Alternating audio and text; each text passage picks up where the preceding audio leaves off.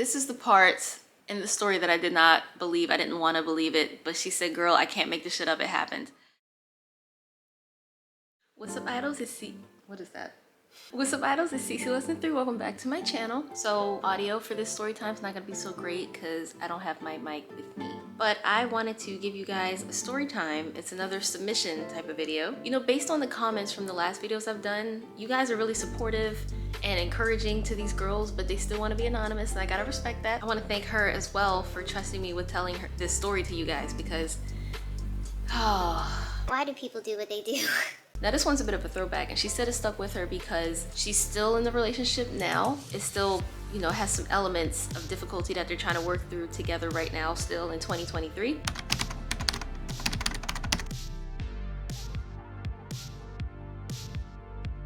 They've been together since 2018, and here's how they met. I'm gonna set the scene. She's American, and she was excited to go to Korea. I'm not gonna use her real name, so we'll call her Jasmine.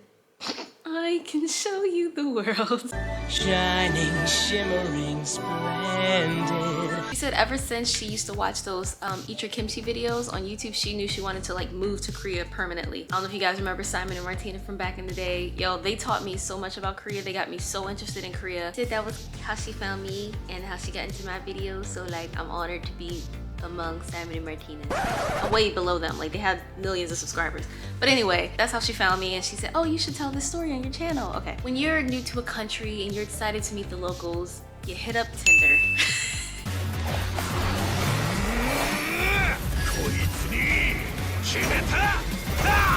Yo, it's actually not what you think. Like, yeah, she had to go through the hookup, ONS, foreigner, weguk, one night. She had to go through all of that and sift through, but she actually found her person through Tinder. I know 2 foreigners right now who are married to Koreans, and they met on Tinder. 3. Sorry, I know 3. So she said this was about spring, like late March, early April, spring of 2018. And I'm sad because I was there too, and I'm like, girl, we could have met. But I hadn't even started my YouTube channel yet back then. So it's pretty typical. Your first date will probably be in like a cafe, especially when the weather's nice like it was, and the cherry blossoms and stuff. So yeah, they went to a nice cafe for their first date. The vibe was still there, so they're like, you know what, let's continue this. They went to Han River, and one thing that you can do along Han River that's nice is you can rent. They have like these little stations where you can rent a place to like set up a picnic. I do remember those at Han River. It's nice. So she said after this first date, one thing she really liked about him, she could tell he was really curious and understanding and open-minded. And one of the quotes that I wrote down, because she said he said it and she loved it about him. He said, change doesn't happen when everyone wants to be the same. Facts. Facts. That's facts. That's facts. Because he always went on about how he loves studying abroad so much. It doesn't like how Koreans tend to be so like-minded and cookie cutter, and they want to look the same. They kind of have the similar interest, things like that. He was saying where he studied, he appreciated how there were so many different minds and different ideas, different points of views, different backgrounds, different interest stories. Yeah, she really loved that about him. So she said for their second date, they went to 월미도.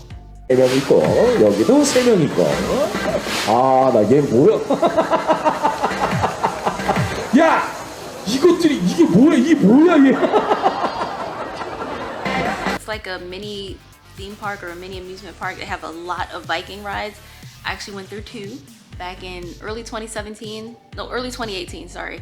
I made a video about that guy who, that dude was such a clown. He was like a prince until he became a frog. And what's funny is in 2021, when I was back in Korea, you know how if you pay, you can see who likes you first. He liked me again on Tinder, but he didn't even remember who I was. They ask you how you are, you just have to say that you're fine when you're not really fine, but you just can't get into it because they would never understand. Anyway, this ain't about me. So it was their second date at 월미도 when they got on some rides together, won each other surprises, and that's when they finally decided to have their first kiss.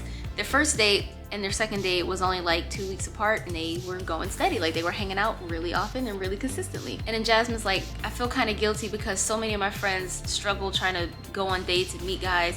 And for her, it happened kind of quickly, and like they're still together. So she said her friends were like, oh, men suck, and girl, you better look out for this. And she was like, I can't relate. Like I found my person.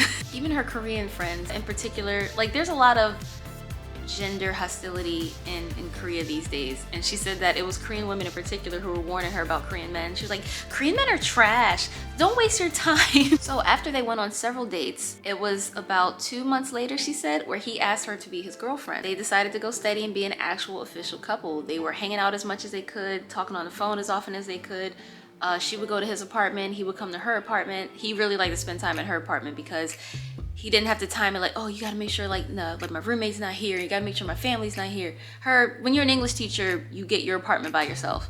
And that is one thing people love. They're like, oh, you're an English teacher, because they know that means you probably most likely live by yourself. Fast forward about 6 months from when they first met. She says this is like September, October, and he said that he wanted her to meet his family.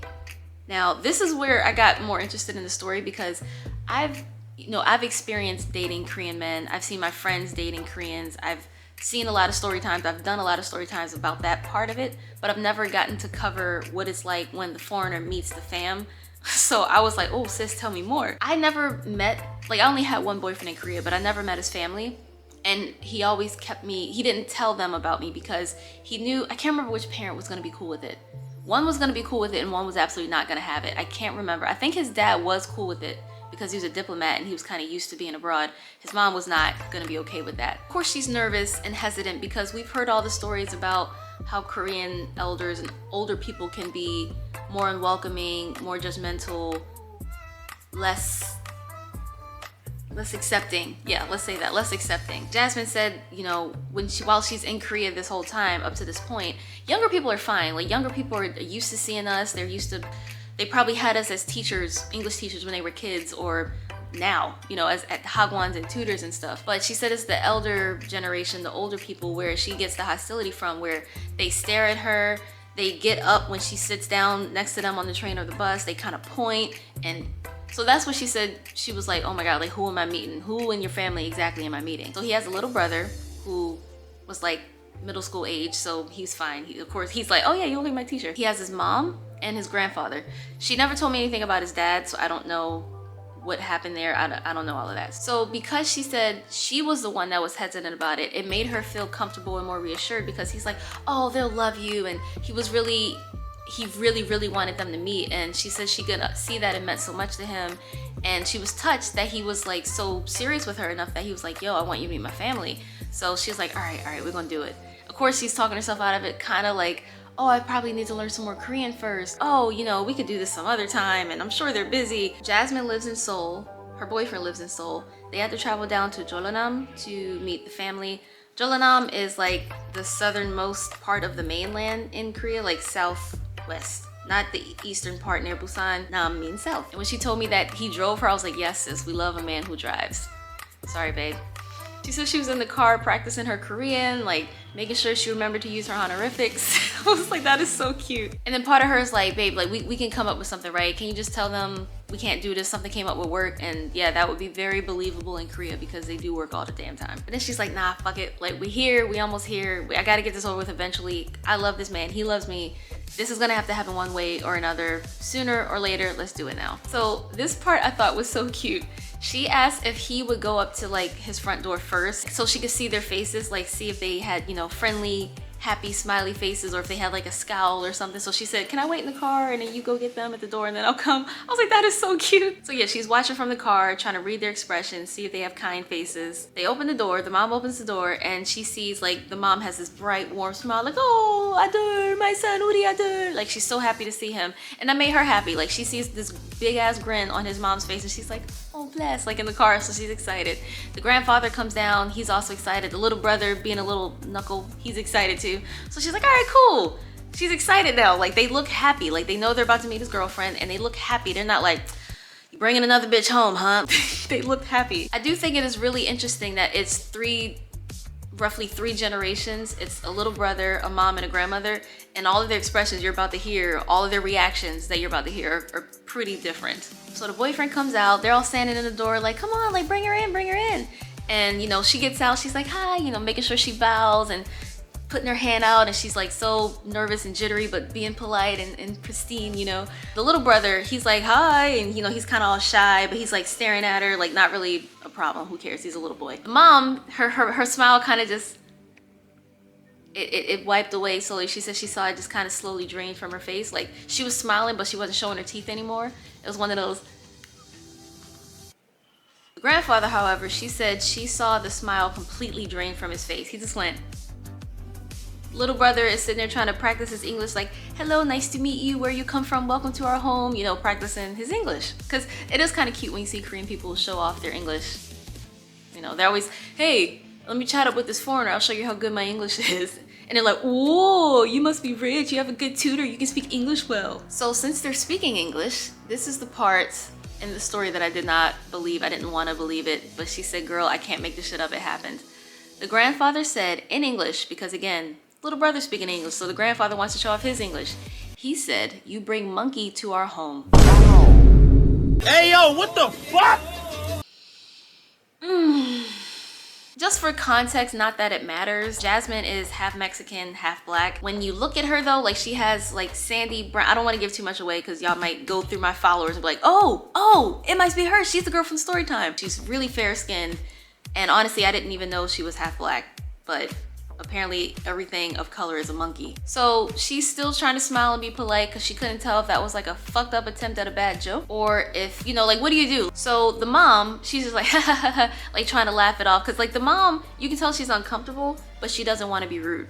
The grandfather doesn't care if he's rude. The little boy is totally fine, like it's whatever. And that is another reason why I like foreigners going over there to teach and stuff, because when you get them used to seeing us young, it's not a big deal anymore. This is when the boyfriend comes in, he steps in and he's like, what the fuck, like, are you serious, dude? Like, the boyfriend's mad, he's pissed. He's like, y'all knew she was coming, like, what the hell, why y'all acting like this? And the mom, they reconvened in the corner. She speaks really good Korean, Jasmine, but she just said she didn't really understand what they were saying. And she said she still doesn't know if they knew that she was black, because he says he told them, but they seem surprised that she was black, so we don't really know if they knew or not. Little boy, he's asking questions. What's your favorite color? I like Avengers. Do you know Iron Man? Like, he is totally unfazed. He's talking to her, but the grandfather, the boyfriend, and the mom are in the corner talking. She doesn't know what they said, but the grandfather left. He didn't want to be in the same room. The mom is like, okay, come on, let's go have dinner.